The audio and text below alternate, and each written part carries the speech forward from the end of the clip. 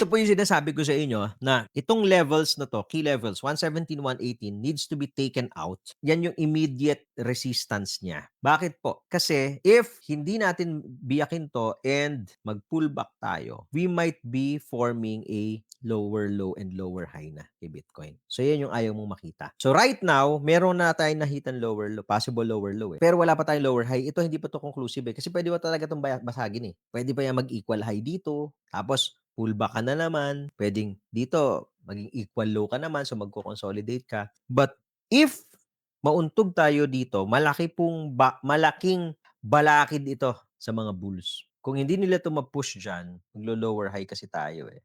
That's one thing that we don't want to see kay Bitcoin. Lower high tayo kasi may possible lower low na tayo na nakikita. Although ito kasi yung previous low niya, tingnan niyo, yung previous swing low niya hindi naman siya galing sa previous swing high, eh. Sa equal high lang galing, eh. But then again, those are signs, no? Ngayon, if you are one of our TIPI traders, nag-take profit na po. Bakit? Kasi po, dito sila pumasok, itong setup na 'to.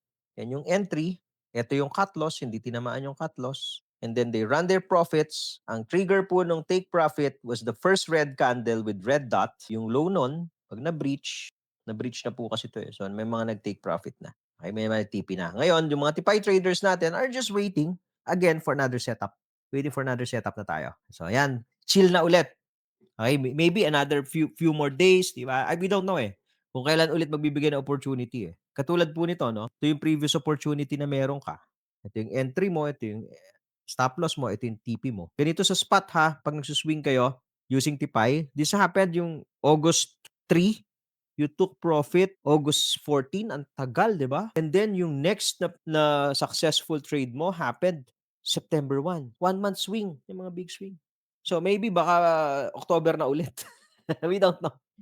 So yan ang maganda pag may sistema kasi matututo ka mag-antay. Hindi ka na FOMO.